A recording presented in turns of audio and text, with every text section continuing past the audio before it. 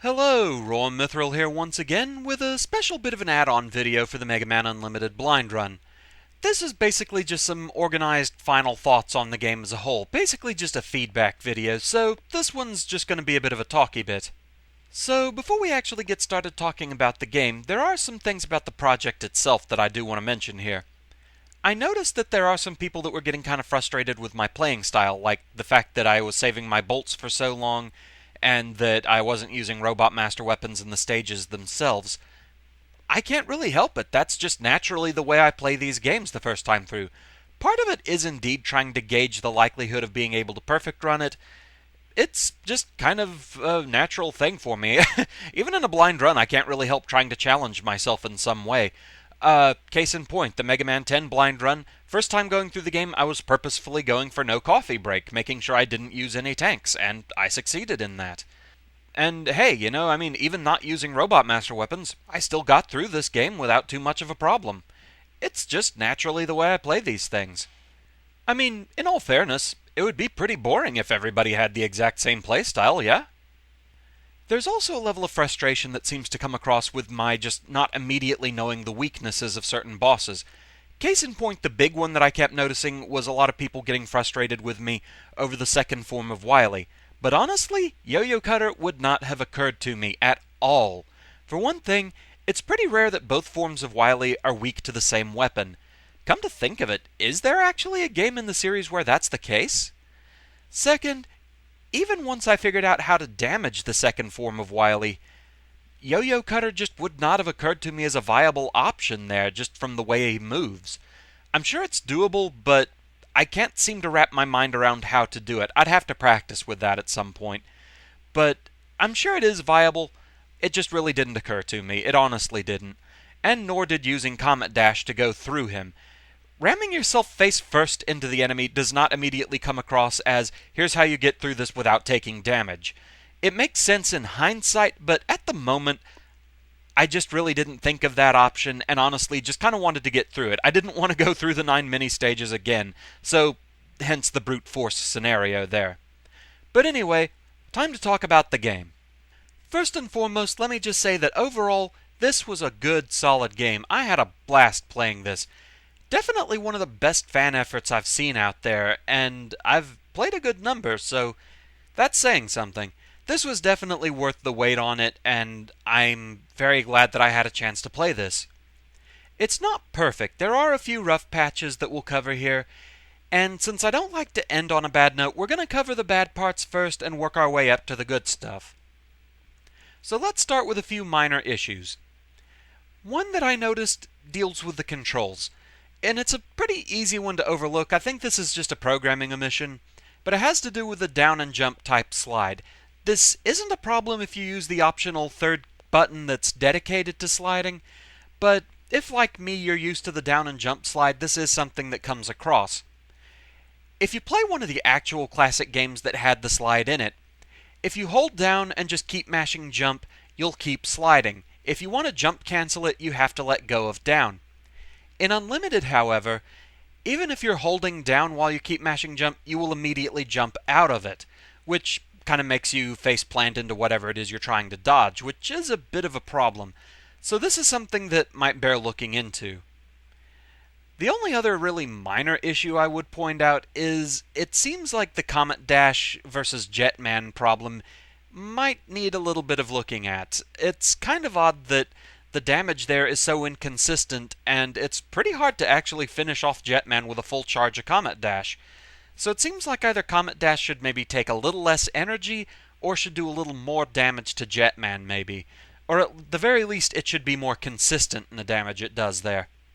MegaPhilX actually filled me in on this, that the issue is that the charge does 3 damage, while the waves that come off of it only do 1 damage, so depending on how invincibility frames work and how much of the attack actually hits him, you might not get the full effect, and so it makes it kind of hard to finish him off with a full charge of it, which is kind of odd. Okay, so moving on to some bigger issues.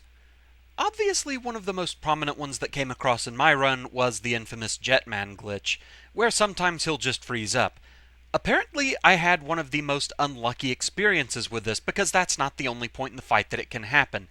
It can actually happen mid-battle, and if it does, well, enjoy your victory, because he'll just happily sit there and take whatever hits you want to send his way. This is an issue that they're aware of, though, and apparently they are working on it for the next version of the game, so at least that is something that hopefully will get taken care of. Another issue, this didn't affect me, and in fact hasn't really seemed to affect much of anyone other than my friend Pink. For some reason, when she played the game, like clockwork, every 15 minutes the game would crash. I don't know what the deal is with that one, and considering it only happens to one person, I'm not really sure how to fix that exactly, but it is a problem to be aware of. I don't know if it's happened to anybody else. Okay, now another one, this isn't a glitch. This is just something in the game that perhaps needs some looking at, and that is checkpoint placement. The One of the biggest ones as far as the Robot Master stages that I would point out is still the Rainbow Man one. I still think that should be after the mid-boss, reason being, having that mid-boss there every time you die on the second half of the stage is kind of a flow break. If you had to keep working your way up to him if you died at the mid-boss, I'd be fine with that, because that whole half of the stage is leading up to him, so you're learning all the tricks and traps, and you get up to him, and even if he beats you, you can pretty quickly get back to him. You remember how to get there. But if you die on the second half, you have that roadblock of having to beat Laser Devil again, instead of just getting right back to the action of learning the second half. So that could possibly use some looking at. The other one that I would really point out that I had issues with would be basically all of the secondary checkpoints in the Wily Fortress.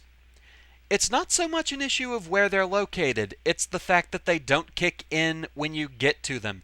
You have to get to the boss, even if it's several rooms beyond that checkpoint, for that checkpoint to register, instead of it actually kicking in as soon as you get to it. Which, in the first 3 Wily stages, it made me have to replay parts of the stage that by all rights I shouldn't have had to do because I made it to that secondary checkpoint. So, that's kind of an issue. I actually don't really mind the fact that the checkpoint isn't right before the fortress boss. Several of the fortress stages have had that. Like practicing Cossack 1, the checkpoint is more or less in the middle of the stage instead of right at the boss.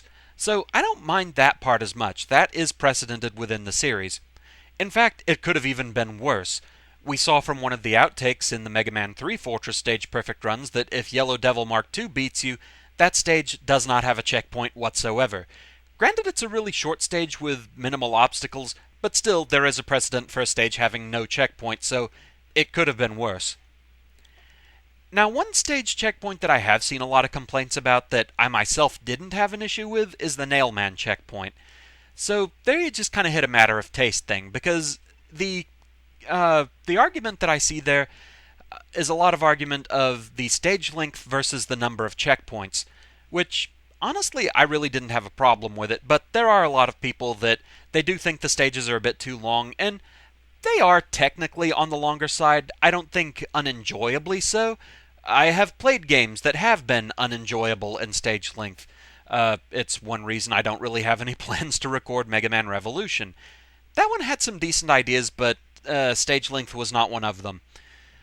The stages here, they feel a lot more tolerable. The action is there, the stages are varied enough to where it doesn't feel like it's that long. They're action-packed, they're fun, the gimmicks are varied. I really enjoyed that. So, honestly, I think a happy compromise here might be to have an option of having extra checkpoints, or make it so that, like, the easier mode sets more frequent checkpoints. Or that, you can go in the option menu and set number of checkpoints per stage, something like that. But I wouldn't say messing with the stage length would be a good idea. I like the stage lengths where they are, except possibly for one, and that would be Wily 4. The stage there, that one did feel a bit too long. I found the idea of having the kind of mini stages there for each teleporter interesting, kind of a remember this stage's gimmick kind of thing, adding more personality of the Robot Masters. I thought that was an interesting touch, but it did make that stage feel a bit long when combined with the fact that after you finished those 9 little mini stages, you have another mini-stage to go through to get to a 3-stage Wily fight. That felt like a bit much. It kind of felt like maybe Wily 4 should have been split into 2 stages, so that Wily 5 was the 3-stage Wily fight, and then have Wily 6 being the little endgame thing there. I think that might have worked a little bit better. Finally, we've worked our way up to the ultimate bad point here, so I'm just going to say it. It's the cardinal sin: never end a game with an unwinnable boss battle. People that thought I'd be upset with it being a Mega Man X reference, surprise, I'm actually not. I don't mind that Zero was referenced here. The classic series has done that. The point where I would mind it is if it went too far and made the series finite, but it doesn't do that. It doesn't end with Light having constructed X and stuffed him in the capsule. That's the point where the series becomes finite, and we know that Dr. Light's time on this Earth is limited because he does not survive to see the end of that experiment. So he just basically has the idea for X, assuming that's the idea he's talking about. It is highly implied. But he hasn't constructed X yet, he hasn't put him in the capsule, so, he still has years ahead of him, basically, and so it hasn't put a definitive end to the series. So, I don't really mind it. The part that I mind is that the game ends with an unwinnable boss fight. They're never good even in the middle of the game, but just for comparison, let's compare it to Vile in Mega Man X1. The problem with an unwinnable boss battle is that you can exploit it to show just how cheesy it is that it's unwinnable. With Vile in the intro stage of Mega Man X1, if you know how his attacks work, you can dodge him and pepper him with shots all day long to the point that, by all rights, you should be able to win. And it just shows how cheesy it is that you are forced to lose. The same thing kind of happens with Zero here. From what Pink told me, she was able to display just how easy it is to dodge his attacks. If I ever decide to perfect run this game, I'm pretty much going to have to set myself to where I'll just have to show how easy it is to dodge his attacks, maybe do it for a certain time period or something, and count that as a victory. But anyway, back with Vile. The game had a chance to do something with the unwinnable boss scenario. And this is where that sequelitis video that Ego Raptor made kind of hits a failing point. I have been linked to that video, I've lost count of how many times. So, anyway, the way the sequelitis vid fails is that it talks about how it uses the unwinnable boss scenario to make you feel like you've gotten stronger over the course of the game, since you can beat Vile the second time. Unfortunately, it doesn't do that. In the first encounter, it makes sense that you cannot win. X is still pretty much fresh out of the capsule, doesn't have any of his upgrades, has found himself in this very new situation of, hey, join the Maverick Hunters. But he doesn't have the sheer combat experience that Mega Man did. So it kind of makes sense that he encounters this very tough opponent and can't defeat him. Still cheesy with just how easily you can dodge all of his attacks all day long, but point aside. So the game forces you to lose, Zero has to come to your rescue, X has his fanboy squee moment of, oh man, Zero's so powerful, I want to be that strong. And so, you go through the course of the game.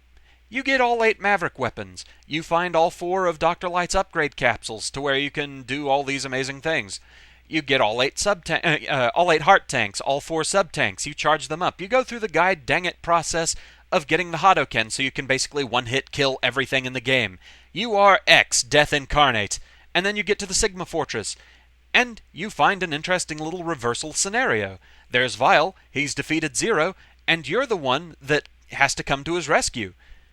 There's a chance to show that you've gotten more powerful. Except, once again, the game forces you to lose to Vile. In the exact same way, even. And again, you can dodge his attacks all day long if you know how they work, which just proves how dumb the unwinnable boss scenario is. But what happens is you're forced to lose. Zero has to Deus Ex Machina his way out of his electric prison capsule over there, latch onto the ride armor, and blow up the Platanium ride armor of ultimate cheapness. The only reason you're able to beat Vile is he doesn't have his ride armor anymore, so it's not the same fight. It makes you wonder, if Vile didn't have the ride armor in the first encounter, could X have beaten him with his default power? Probably, but we'll never know. But as bad as that is, it doesn't rob the player of a sense of victory, because you still have the rest of the Sigma Fortress to go, and you get to Sigma, and you're able to defeat him. The ending kind of robs you of any sense of victory by making you feel guilty about it all, but that's another point entirely. Here, though, you get to 0, and you aren't allowed to win against him. He just God modes you to death. And that's basically the end. All that's left is a little escape sequence. You don't have a final shining moment of victory. And that's just a really bad way to end the game. It kind of feels like a desperate role player, that they have this scenario that's a very creative, crafty scenario, but the player that they wrote the scenario, they get through it. They get through all of it, and toward the end. And the person who made up the scenario just suddenly decides to go on a little tyrant temper tantrum and just say, no, you're not allowed to win, God mode, and just kills you. It's not the sense you're trying to give here, I understand that. You want to just make it look like, oh man, Wily has this super powerful robot under construction. Thank gods it's not actually done yet, it's just a prototype and it fell apart, but yeesh, that's kind of frightening. But it feels like there had to have been a better way to do it than to just rob the player of any sense of victory at the end. That just... it feels kind of middle fingerish, honestly. It just kind of feels like, yeah, you got through my game, which is fairly difficult, and, you know what? Screw you. God mode. It's not the sense you want to... It's not the final impression you want to leave the player with. The ending at least takes the edge off by doing the kind of silly things like showing the all the robot masters in less war-type scenarios. I really enjoyed that. And whoever it is that did the artwork there, it was amazing. I love those pictures. That was very well done. I love the ending. I love that it ends on a positive note. The cute little hug from Roll, I thought that was well done. It takes the edge off, gives a more positive feeling after that, but still, it's just kind of bad form. The problem is I'm not really sure how best to fix this issue, so I'll leave that to viewers. If you have any suggestions, leave them in the comments. Okay, so that's pretty much all I have negative to say about the game, so let's get to the good stuff. First off, this was a very solid game engine. A lot of attention to detail was paid here, and it paid off. This controls pretty much exactly like how a Mega Man game should control. The one slide issue aside, it really shows that you paid attention to everything. Jump mechanics, how the weapons work and everything. You did a very good job with this. I very much enjoyed this, and it felt like it could stand next to any of the official games. The stage design was incredibly fun. It's like I said, it makes it to where the stage length doesn't really matter. It doesn't feel like they drag on too long because the gimmicks, they're nice and creative, the enemies are fun. It really captures the feel of the classic series. You did a great job with that. One of the best compliments I can pay the game is it brought back good memories of playing Mega Man 9. It's a difficult game but fair and learnable, and I appreciate that level of challenge.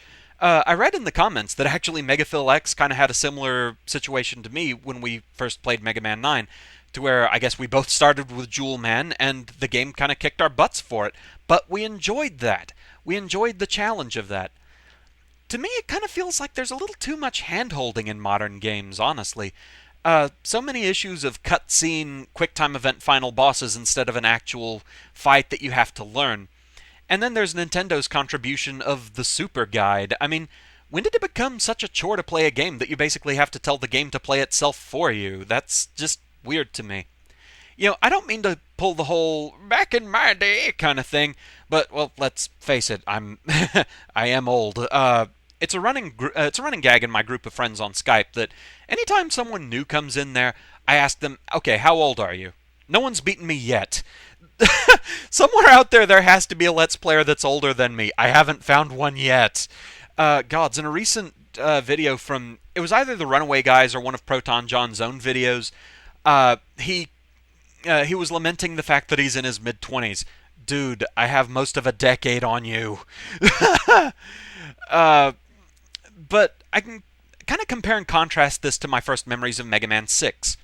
Back when that first came out, I think I was still in junior high, and it was the days where NES cartridges, they were still pretty expensive. Not as bad as some modern games, but still kind of up there, and I didn't have the money for it. But my mom made a deal with me that if I did some chores around the house, kept my grades up in school and everything, if I really worked for it, she would get it for me.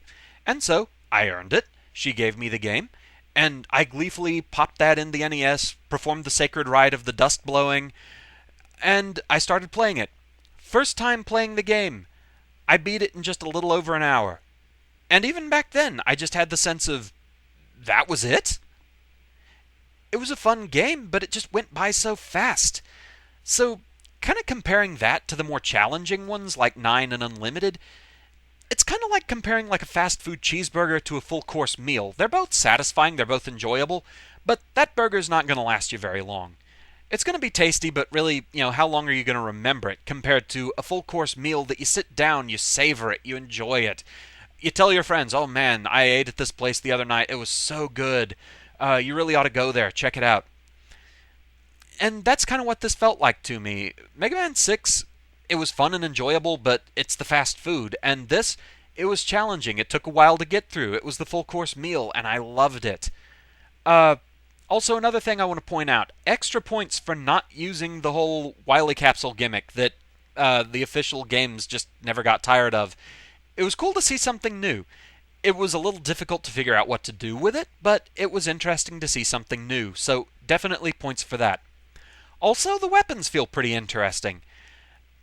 I will say Glue Shot is probably my least favorite of the set. It just kind of feels like it blends the awkwardness of Concrete Shot with the non-lethality of Spark Shock to where it's kind of questionable how useful it is beyond its utility purposes, where it's actually pretty good and cleverly used, so I still have to give it points for that. My overall favorite weapon, though, Yo-Yo Cutter. That was an awesome weapon. I love that thing.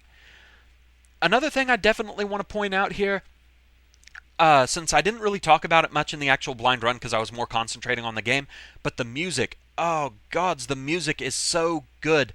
I've been pointed to where you can actually download the tracks. Soon as I have a night where I don't have to use the bandwidth to upload videos, I'm going and getting at. I want to listen to those songs some more. Some favorite tracks of mine. Overall, my favorite song was probably Comet Woman. It had such a good sci-fi sound to it. I really enjoyed it. Very fast-paced and energetic. I loved it. Also, believe it or not, I really loved Rainbow Man's stage music. It had this energetic feeling of get up and go that just kind of energized me every time I had to restart the stage. I think it actually took a good bit of the edge off. I like that music. The Yoku Man theme, I love how it incorporated the disappearing block sound into the music itself. That was a very nice touch. And also, I cannot say enough how much I absolutely loved the remix of Proto Man's theme during the battle with him. That was so cool. That was very nicely done. I absolutely love the music in this game. So, yeah, overall impressions of the game, very solid. I loved this game, had a blast with it. MegaPhilX, the rest of the team, awesome job. I love this game. It's like I said, I could actually see this standing up alongside the official games. I practically want to count it as one at this point. I'm definitely planning to come back and perfect run this game at some point. I may want to wait for the revised versions of the game to see what they do to it, what new features they might add, how it might change certain stages, things like that. But overall, this was a really solid game. I loved playing it. Excellent job. Thumbs up. I had a blast with it. With that, that's pretty much the end here. I have probably rambled on longer than I intended to, but there's just a good bit of ground to cover here. I look forward to seeing if you do anything else with this, how that turns out. If you end up deciding to do further projects, definitely look forward to that. You definitely have my support there. If I had the money to donate to you, I most assuredly would. I honestly think this game was worth it. Thanks again for letting me LP this so soon out of the gate. I hope everyone enjoyed the entirety of the project, and I shall see you again next time for the next project, which I guess is going to be the Mega Man 4 Fortress Stage Perfect runs. So with that, thank you very much for watching, and I shall see you again next time. Until then, fare thee well.